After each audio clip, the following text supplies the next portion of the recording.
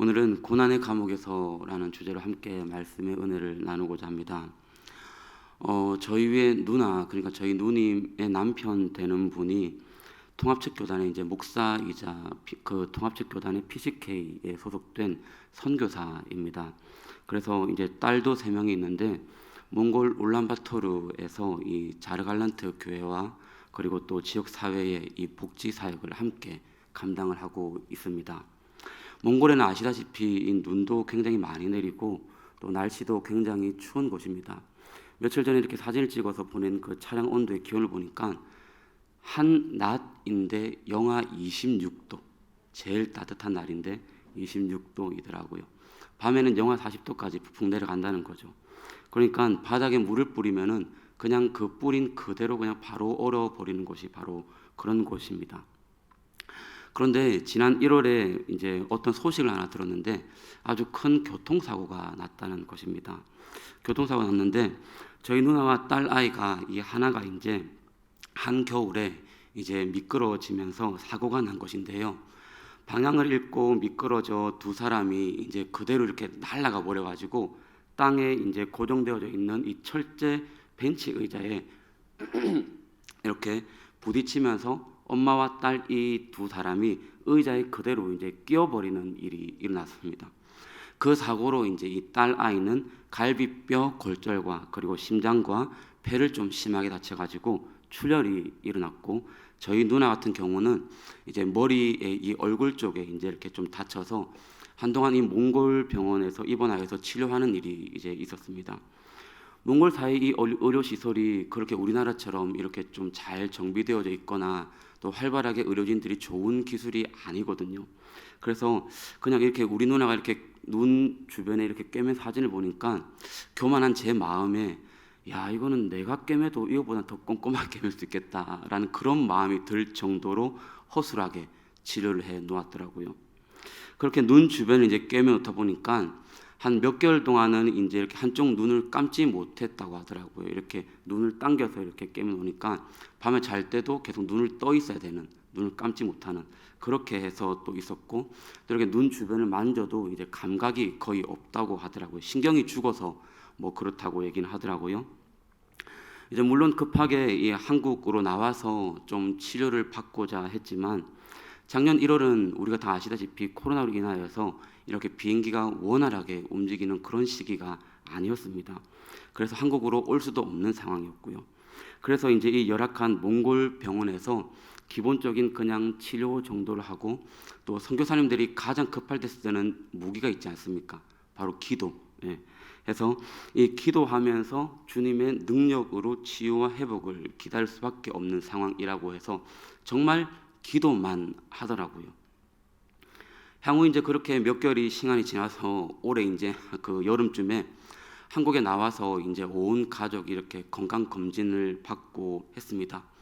물론 기도의 능력일까요? 딸 아이도 은혜 가운데에 이 심장과 이 폐 쪽에 이 기능들이 잘 회복되어 있는 중이라고 그렇게 얘기를 하고, 저희 누나도 이 눈 주변에 이 상처는 있지만 모든 기능들은 별 이상 없이 일단은 괜찮다라는 진단을 그렇게 내렸습니다. 그렇게 이제 한국에 회복차에 이렇게 들어와서 있는 동안에 얘기를 좀 이렇게 나누었습니다. 보니까 아직 저희 누나가 그렇게 얘기를 나눌 때 하는 얘기가 뭐냐면은 아직 이 회복의 단계 중에는 있지만 하나님의 보호하심과 크신 은혜를 체험하는 엄청난 시간이었다. 정말 기적과 같이 하나님이 구해주었다라고 저에게 간증을 이렇게 하더라고요. 그리고 그런 기적은 이 본인과 딸 아이의 건강뿐만 아니라 당시 그 사고 주변에 이제 몽골 그 사고 현장 주변에도 하나님의 섭리와 이 기적을 보여주었다고 고백을 했습니다. 왜냐하면 그 사고 이후에 이제 그 사고 났던 그 장소들이 몽골 지역의 외곽은 굉장히 좀 소위 말해 좀 후지다라는 표현을 쓰지 않습니까? 좀 그렇게 좀 열악해 있고 좀 그런데 그 사고 이후로 그 교회 주변에 좀 어두컴컴한 부분들이 지역 사회에서 좀 도움으로 많이 개선이 되었다라고 하더라고요. 몽골 사회가 이 교회 하나만을 보고 주변에 뭐 어떤 가로등을 달아준다거나 어떤 길을 내어준다거나 할 정도의 그렇게 우호적인 국가는 아닙니다. 그런데 그 이후에 주님께서 기적처럼 이런 일을 보여주셨다라고 그렇게 얘기를 했습니다. 선교사라 그런지 믿음이 대단한 것 같더라고요. 근데 저는 믿음이 작아서 그런지 몰라도 그런 말을 들을 때 저에게는 이런 생각이 들었습니다. 정말 하나님이 기적 중에 붙들어 주시고 하실 거면은 아예 사고부터 안 나게 하시던가. 예. 아니 그리고 또 사고가 났더라도 심장과 폐가 손상되지 않도록 기적을 베풀어 주셨으면은 그 앞 타이밍에 기적을 좀 베풀어 주셨으면은 더 좋지 않나. 왜 사고가 나고 그러고 또 기적같이 역사해 주시는 이런 일들은 무슨 일인가? 저는 그렇게 생각을 했습니다. 아니 사고도 안 나고 또 그 주변 환경이 더 아름답게 가꾸어졌으면은 더 보기에도 더 좋지 않았을까? 왜 꼭 그런 일을 당하고 소 잃고 외양간 고친 것처럼 그런 일이 뒤에 일어나고 했냐? 저는 그렇게 또 반문을 했던 기억이 있습니다. 여러분들 중에서도 이 평소에 이런 생각들을 많이 하셨을 것 같기도 합니다. 고난 중에 하나님의 놀라운 이적과 같은 일들을 이런 보호하심을 받고 하나님의 역사를 받고 하나님 정말 감사합니다 라고 하는데 애초에 그런 어려움이 없게는 못 해주시나 하는 생각이 들 때도 있지 않습니까? 고난 중에 이적도 주시는 하나님임은 분명하지만 왜 아예 고난도 주시지 않고 고난도 주시지 않는 그런 기적은 왜 주시지 않을까요? 하나님께서 이 질문에 대한 대답을 우리에게 고난도 주시고 또 기적도 주시기도 하는데 하나님의 역사에 대한 하나님의 섭리를 오늘 성경 본문 말씀을 통해서 우리에게 깨달음을 주십니다. 오늘 이 밤에 이 사도행전 28장 이 본문 속의 메시지를 통해서 우리에게 들려주시는 하나님의 귀한 이 메시지, 이 음성을 듣는 귀한 복된 밤이 되시기를 주님의 이름으로 축복합니다. 본문의 내용은 좀 이렇습니다. 28장의 내용을 좀 보면은요, 잠시 이 28장 앞장을 보게 되면은 로마로 가는 이 사도 바울 일행이 유라굴로 광풍을 만나게 됩니다. 14일 동안 정말 다 죽을 듯한 그런 고비를 넘기게 됩니다. 그런데 그 유라굴라 광풍 중에서도 276명, 사도행전 27장 37절에 나와 있죠. 이 276명의 이 배에 타고 있던 이 모든 사람들이 그 광풍 가운데서도 한 사람도 죽지 않고 다 멜리데 섬에 상륙하는 아주 기적과 같은 일이 일어났습니다. 멜리데 섬에 이렇게 상륙을 했는데 이 멜리데 섬 원주민들이 얼마나 당황스러웠겠습니까? 그 276명의 많은 사람들이 한꺼번에 이렇게 조난당해서 섬에 들어왔다고 한번 생각해 보십시오. 거기에는 죄수들도 들어가 있고요. 또한 로마 군인들도 같이 들어가 있죠. 어떻게 이들을 대해야 될지 그들도 처음에는 참 많이 난감했을 것 같습니다. 그런데 날은 춥고 또 비도 오고 하니까 불을 피워서 몸이라도 녹이라고 이들은 동정을 베풀었습니다. 그런데 사도 바울이 이 불을 피우려고 나무단 하나를 불 속에 넣으려고 집었는데 그 나무단 속에 독사가 있었고 그 독사가 사도 바울의 손을 물어버립니다. 멜리데 섬 주민들이 그것을 보고 이 당시의 이 전형적인 사상으로 야, 이 사도 바울은 진짜 큰 죄인이구나. 도대체 얼마나 큰 죄를 지었으면은 이렇게 되겠냐. 야, 정말 엄청난 살인자라도 되는갑다. 그렇게 생각을 했습니다. 그런데 이렇게 독사에 물린 사도 바울의 결과는 아무렇지도 않는 겁니다. 뭐 팔이 붓지도 않고 뭐 죽지도 않고 그러는 겁니다. 그러니 이 멜리데 섬 사람들은 오히려 이제는 이 사도 바울이 마치 신처럼 여겨지는 것입니다. 그 모습을 보고 버블리오라고 하는 이 섬의 최고 통치자가 있는데요. 이 통치자가 사도 바울과 그의 일행들을 불렀습니다. 정말 대단한 사람들인갑다. 사람들이구나 하면서 사흘 동안 지극히 대접을 잘 해주었습니다. 그런데 그런 가운데서 보니까 이 버블리오의 아버지 되는 사람이 엄청난 병, 열병을 앓고 있었습니다. 그렇게 죽어가는 모습을 앓고 있었는데요. 그 모습에 이 사도 바울이 들어가서 기도하고 안수를 했는데 깨끗이 고침받는 기적이 일어났습니다. 그런 말들을 다 듣고 이 주변에서 병자들이 너도 나도 다 와서 사도 바울이 기도하고 또 고침을 받는 역사가 이 주변에 다 일어나게 된 것입니다. 이 멜리데 섬 주민들이 이 사도 바울 일행을 얼마나 극진히 대접을 했는지 나중에 이제 이 겨울이 지나고 봄이 되어서 이제 로마로 가게 될 때에 배에 쓸 모든 물건들까지 다 챙겨주는 그런 모습이 오늘 본문의 이 내용들입니다. 한마디로 잠시 이렇게 정리를 하면은 이렇습니다.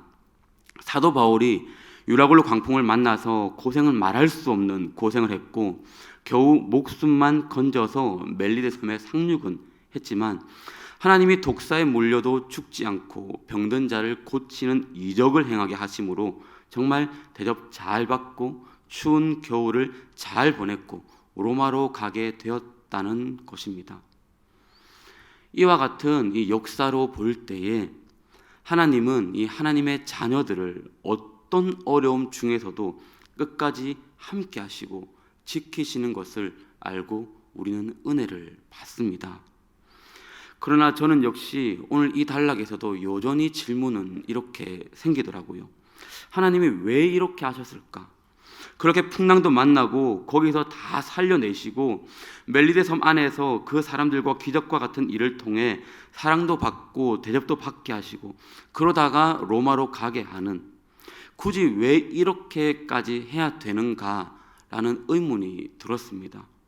이왕 로마로 안전하게 보낼 거면은 풍랑도 그냥 피하게 해서 가면 될 것이고 하나님께서 사도 바울을 로마로 보내는 것이 하나님의 분명한 뜻이 맞다면은 그냥 순탄하게 베닉스로 잠깐 갔다가 또 거기 겨울 보내고 로마로 가면은 되지 않는가, 그렇게 해도 충분히 좋지 않았을까 하는 그런 생각이 저는 들었습니다.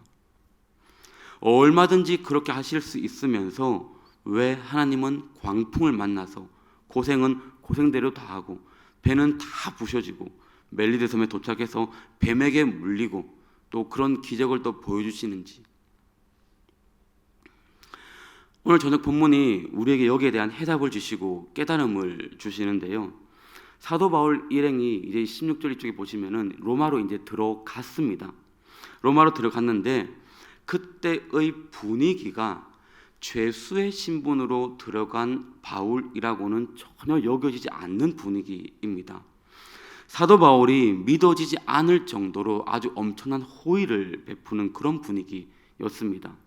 하다못해 사도 바울 일행이 온다라는 소식을 들으니까 마중까지 나와서 배웅해서 들어가는 그런 일들이 여기에서 일어나게 됩니다.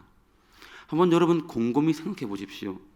사도 바울은 로마로 갔을 때에 가이사에게 이제는 재판을 받아야 되는 그런 사람입니다. 죄인이잖아요. 죄수이잖아요.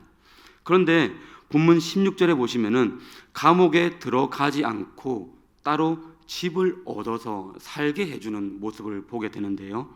우리 16절 말씀을 한번 같이 읽도록 하겠습니다. 16절입니다. 함께 읽습니다.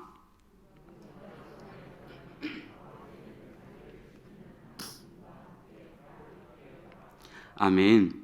군인 한 사람만 옆에 붙여주고 죄수를 이렇게 대합니다. 어느 나라의 죄수를 이렇게 대하는 법이 있을까요, 여러분? 군인만 옆에 딱 붙여주고 있으면은 너 마음대로 살아라 라는 겁니다. 자유인처럼 살아라 라는 겁니다. 그리고 뒤에 23절에 우리가 읽지는 않았지만 좀 가보시면은요, 그 뒤에 마음껏 전도하고 그 사도 바울의 집에 사람들이 마음대로 막 찾아옵니다. 그러면서 로마에서 사도 바울이 복음을 자기 말 그대로 마음껏 전하게 됩니다. 사실 죄수의 신분으로 갔으니까 감옥에 갇혀 있어야 되는 것이 맞지 않습니까? 그렇게 있어야 되는데 사도 바울은 오늘 마음껏 이렇게 복음을 전하는 그렇게 된 것입니다. 그럼 도대체 이 로마에 들어가서는 사도 바울이 죄수라고 여겨지지 않을 정도로 마음껏 전도할 수 있는 이런 분위기가 어떻게 가능했을까요? 한번 보십시오. 사도 바울이 이 로마에 들어갈 때에 혼자 들어간 것이 아닙니다. 276명이라는 이 증인들이 같이 들어간 것입니다. 사도 바울과 함께 배를 탔던 276명, 그들은 유라굴로 광풍을 만나는 중에 함께 멜리데 섬에 들어가게 되었고, 그곳에서 사도 바울을 통해 일어나는 기적을 보는 과정에서 그들이 전부 다 예수님의 산 증인들이 되지 않았겠습니까? 누가 그 기적을 보고 너 이렇게 말해라 저렇게 말해라 할 것도 없는 겁니다. 그냥 이 사도 바울의 삶에서 보여지는 이 기적과 기사와 이적을 보고 사람들이 다 증인이 되지 않았겠습니까? 이 200명이 넘는 사람들이 자기들이 그 어려움 속에서 겪었던 일들을 얼마나 얘기하고 싶었겠습니까? 사도 바울 이 사람은 보통 분이 아닙니다. 정말 하나님은 살아계시고 저분은 하나님의 사람이고 복음은 놀라운 능력이 있는 것을 우리들은 다 경험했습니다. 몇 번을 죽을 뻔했지만 이 사람 때문에 살았고 하나님이 역사하는 것을 우리는 다 보았습니다. 이렇게 얘기하지 않았겠습니까? 아마 200명이 넘는 이 사람들이 계속 입으로 이렇게 전파하였다면 로마 전 나라가 난리가 나지 않았겠습니까? 사도 바울이 죄인 취급받지 않고 아주 대접받을 수 있었던 비밀이 바로 거기에 있었던 것입니다. 하나님이 만약에 이 유라굴로 광풍도 만나지 않게 하시고 그냥 원래 계획대로 이 베닉스에서 겨울을 보내게 했더라면 선원들과 군인들은 그냥 거기가 이 유흥가로 발전된 그런 곳 아닙니까? 그곳에서 그냥 군인들은 유흥가에서 흥청망청 보냈을 겁니다. 그리고 3개월 정도 이렇게 겨울이 지난 뒤에 이제 따뜻한 봄이 되면은 그 다음에 그냥 단순히 배를 타고 로마로 갔으면은 예수 그리스도의 복음의 증거는 죄수의 신분으로서는 어쩌면은 어떤 것도 할 수 없는 그런 신분이었을 것입니다. 그냥 사도 바울 혼자서 끙끙거리면서 힘쓰면서 노력해야 됐을 그런 신분입니다. 만약에 이런 일들도 아니었다면은 그 배에 탔던 276명들이 하나님의 이런 기적과 이사도 경험하지 못했을 것입니다. 이처럼 하나님의 섭리라는 것은 아주 놀라운 것입니다. 우리가 잘 아시는 로마서 8장 28절은 오늘 우리에게 이렇게 고백합니다. 우리 함께 읽도록 하겠습니다. 우리가 알거니와 하나님을 사랑하는 자 곧 그의 뜻대로 부르심을 입은 자들에게는 모든 것이 합력하여 선을 이루느니라. 아멘. 우리가 고난을 당할 때에 그 고난 앞에서 주님을 향한 중심만을 놓지 않는다면 이 고난이 하나님을 사랑하는 우리들에게는 합력하여서 반드시 선을 이루는데 예수님의 증거되는 유익을 이루게 하는 것입니다. 할렐루야. 그렇다면 여기서 우리가 한 가지 질문을 해볼 수 있는 것이 있습니다. 그러면은 이런 이적들은 왜 생기는가? 이런 기사들은 왜 생기는가? 기적들은 동일하게 예수님의 증인 되게 세우시려고 우리에게 이적을 경험하게 해 주시는 것입니다. 사도행전 1장 8절은 오늘 우리에게 이렇게 말씀합니다. 우리 함께 읽도록 하겠습니다. 오직 성령이 너에게 임하시면 너희가 권능을 받고 예루살렘과 온 유대와 사마리아와 땅끝까지 이르러 내 증인이 되리라 하시니라. 아멘. 아까 276명 중에는 어쩌면은 더 살릴 가치도 없는 아주 흉악한 죄수도 있었을 수 있습니다. 하지만 하나님은 한 사람도 죽지 않고 다 살리셨습니다. 왜 그렇게 하셨을까요? 예수님의 증인 되게 하시려고입니다. 그러므로 우리 모두를 향한 하나님의 계획을 미리 우리가 조금 짐작해 볼 수 있는 것은요, 하나님은 우리 모두 중에 어느 한 사람도 소홀히 생각하는 사람도 없고 하나님이 쓸데없다고 여기는 사람도 없습니다.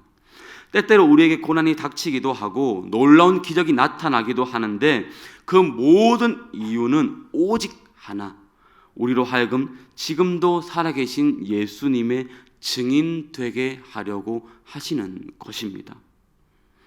그런 일들을 통해서 우리 주위에 있는 사람들에게 너를 보니까, 너의 삶을 보니까, 그런 고난 가운데서도 이렇게 걸어가는 너를 보니까 진짜 하나님이 살아있는 것 같아. 진짜 네가 믿는 그 예수님, 그 복음이 참 복음이구나 하는 것을 증거하게 하시려는 것입니다. 그런데 간혹 우리 성도들 가운데는요, 조금 안타까운 부분도 있습니다. 고난과 이적을 가지고 이 하나님의 살아계시냐 아니면은 역사하시냐 하는 것을 판단할 때가 있습니다. 그러니까 고난이 오면은 하나님이 안 계신가 봐, 적어도 내 기도는 안 들어주시는가 봐, 나를 안 사랑하시는가 봐, 그렇게 생각을 하는 겁니다. 반대로 어떤 내 삶에 기적이 일어나고 어떤 이적이 일어나고 무슨 놀라운 일이 일어나면은 하나님은 정말 살아계시는군요, 하나님이 나를 정말로 사랑하시는군요, 내 기도를 하나님이 들으시는군요, 그렇게 우리가 판단을 해버립니다.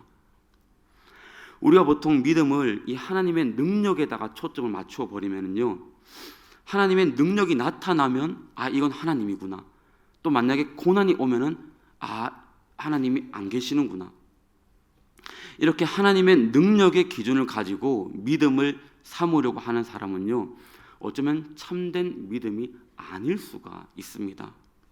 하나님의 능력은요, 사탄 마귀도 흉내낼 수가 있습니다. 마태복음 24장 24절에서 오늘 이렇게 말씀을 합니다. 제가 한번 읽어드릴게요. 거짓 그리스도들과 거짓 그리스도들, 그리고 거짓 선지자들이 있습니다. 이 거짓 그리스도인들, 거짓 선지자들이 이제 말세는 일어나서 큰 표적과 그리고 기사와 이적을 보여서 할 수만 있으면은 택한 자들, 믿는 자들을 미혹한다, 이렇게 말씀을 합니다. 그러니까 오늘날의 이 말세 시대, 지금 우리 시대는 하나님의 능력이 아닌 걸 가지고 하나님의 능력인 것처럼 우리를 속이는 시대에 살고 있는 겁니다. 그래서 표적이나 기사나 이적만을 보고 내 삶에 하나님이 역사했구나, 이렇게 분별하는 분들은 속임을 당할 수도 있다는 뜻입니다. 그거 가지고 하나님을 믿으려고 하는 사람은 다 넘어가는 겁니다. 그리고 그럴 경우에는 고난이 오면은 그런 자는 한순간에 다 무너져 버리는 것입니다. 그래서 우리의 믿음의 초점은, 우리의 믿음의 기준은 하나님의 능력이 아닙니다. 바로 우리의 믿음의 기준은 하나님의 성품에 있어야 되는 겁니다. 그게 뭡니까, 여러분? 하나님의 신실하심. 하나님은 내 삶에 정말 신실하신 분이야. 하나님의 그 약속을 믿는 것이고 하나님의 사랑을 믿는 것이고 내 삶에서, 내 삶 가운데서 정말 선하신 하나님, 그 하나님의 초점을 맞추어서 믿어야 참된 믿음이며 어떤 고난에도 능히 견딜 수 있는 믿음입니다. 그래서 오늘 여기서 가장 중요한 핵심은요, 고난이 오든 이적이 오든 또한 이 고난 가운데에 이적이 오든 그것보다도 더 중요한 것이 있습니다. 뭐냐 하면 고난도 우리에게 이적이 일어나는 것도, 그리고 이 고난 가운데 이적이 일어나는 것도, 이 모든 것도 이 사도행전을 통해 우리에게 주는 교훈은 오직 한 가지 목적 때문입니다. 다 예수님의 증인 되게 하시려고 주시는 것입니다. 저 성도의 삶을 바라보니까 정말 하나님이 살아계시는구나. 고난 가운데 어떻게 저 집사님은, 저 권사님은, 어떻게 저분은 저렇게 견딜 수가 있지? 어떻게 이런 삶을 통해서 또 하나님의 영광을 드러낼 수 있지? 진짜 참 복음이구나, 이런 거죠. 내 삶에서 신실한 하나님을 믿고 신뢰하기 때문에 그렇게 할 수가 있는 겁니다. 내 삶에 지금 처해 있는 고난 가운데서 나는 어떻게 될 줄 모르지만 주님은 나를 가장 선하게 역사하심을 신뢰하기 때문에 그 성품, 그 주님의 신실하심을 신뢰하기 때문에 그렇게 고난 가운데서도 걸어갈 수가 있는 것입니다. 성경에서 우리는 욥을 잘 아실 겁니다. 어느 날 이 사탄이 욥에게 와서 하나님 앞에 참소를 하죠. 욥기 1장 9절에서 이렇게 말씀을 합니다. 하나님, 어떻게 욥이 까닭 없이 하나님 앞에 이렇게 잘하겠습니까? 한번 욥을 좀 쳐보십시오. 한번 건드려 보십시오. 절대로 하나님 버릴걸요? 사탄은요, 오늘 우리의 믿음도 하나님 앞에서 이렇게 참소하지 않을까요? 저 성도가 잘 될 때는 하나님 믿죠. 이적이 일어날 때는 하나님 믿는 것이죠. 고난만 당하게 해보십시오. 과연 하나님 믿을까요? 고난이 오면은 교회 올까요? 기도할까요? 마귀가 이렇게 우리의 믿음을 조롱할 수도 있습니다. 그런데 여기서 우리에게 주는 중요한 교훈 한 가지는요, 사탄이 아무리 하나님 한번 쳐보십시오, 건드려 보십시오 그렇게 얘기해도요, 하나님께서 그렇게 그래 너가 한번 해봐 라고 하는데요, 욥기에서 알 수가 있다시피 하나님이 다 건드려도 딱 한 가지 못 건드리게 하는 것이 하나가 있습니다. 욥기 1장 12절에 이렇게 말씀을 합니다. 내 몸에는 내 손을 대지 말지니라. 빨간 줄이 없네요. 네. 내 몸에는, 욥의 몸에는 내 손을 대지 말지니라. 다른 것 다 해도 절대 이거는 건드리지 말라는 겁니다. 절대 이거는 손대지 말라는 겁니다. 여러분, 때때로 사탄은 우리를 이렇게 참소해서 우리의 믿음을 하나님이 점검하시려고 때때로는 우리에게 고난을 주실 때도 있습니다. 시험을 주셔도 하나님은 다 사탄에게 내어준 것이 아닙니다. 하나님이 절대 손대지 못하게 하시는 것이 분명 있을 것입니다. 그래서 오늘 이 시간에 혹여나 우리 삶 가운데 있는 고난 가운데에, 내 삶에 어려움이 있는 가운데에 꼭 한번 우리가 점검해 보아야 할 것이 있습니다. 분명히 하나님께서 모든 것 가운데에 절대 건드리지 못하게 막고 있는 분명한 한 가지 은혜가 있을 겁니다. 하나님이 여러분에게 절대 마귀가 손대지 못하도록 지켜주고 계신 것이 분명 있을 겁니다. 그것을 우리가 기도하면서 영안을 열어서 분명히 바라보아야 되는 것입니다. 욥은 고난의 큰 모든 것을 다 알 수는 없었지만 그에게 말할 수 없는 이 시험이 닥쳐왔을 때 끝까지 믿음을 지켰습니다. 어떻게 지켰을까요? 바로 하나님의 신실하심을 믿고 하나님의 약속을 믿고 하나님의 사랑을 믿은 것입니다. 아까 그 하나님의 성품. 사랑하는 우리 해운대제일교회 식구 여러분, 하나님의 계획하심, 이 계획하심, 신실하심, 내 삶 가운데에 나는 이 고난에 대한 모양, 내 삶에 일어나는 이적, 기사, 그런 것들을 다 알 수는 없습니다. 하지만 분명한 것 우리는 알 수 있습니다. 하나님의 계획하심을, 그리고 신실하심을 믿을 수 있는 저와 여러분들 되기를 축복합니다. 하나님은 우리가 고난을 당하든 이적을 경험하게 하든 하나님의 뜻은 오직 한 가지입니다. 내 삶의 그 모든 것으로 인해 예수님이 드러나는 것, 증인되는 것, 바로 이겁니다. 하나님은 우리에게 고난도 허락하시고 또 이적도 행하십니다. 그러나 이 고난과 이적 자체가 중요한 것이 아닙니다. 그 일들을 통해서 하시려는 하나님의 계획이 가장 중요한 줄 믿습니다. 내 삶에 이런 일들이 있을 때에 하나님은 내 삶의 이 고난을 통해서, 내 삶의 이런 이적을 통해서, 내 삶의 이런 기사들을 통해서 하나님은 나에게 어떤 일을 행하실까? 그걸 통해서 모든 사람들이 내 삶을 모습을 보고 증인이 되는 것이죠. 오늘도 내게 처해 있는 고난과 이적과 또한 어떤 모든 상황들이 나를 통해서 예수님의 살아계심이 증거가 되는, 그리하여서 하나님의 신실하신 계획이 내 삶에서 이루어지는 그런 축복이 저와 여러분들의 삶에 가득 넘치시기를 주님의 이름으로 축복합니다. 그리하여서 어떤 고난에도 어떤 이적과 기대도 그냥 이럴 때 흔들리고 저럴 때 흔들리는 것이 아니라 끝까지 주님의 신실하심을 붙들고 갈 때에 역사하시는 그 하나님, 나를 통해서 이루어 나가시는 그 계획 가운데에 기뻐 주님과 함께하는 그런 삶이 저와 여러분들의 복된 삶 다 될 수 있기를 주님의 이름으로 축복합니다. 우리 한 시간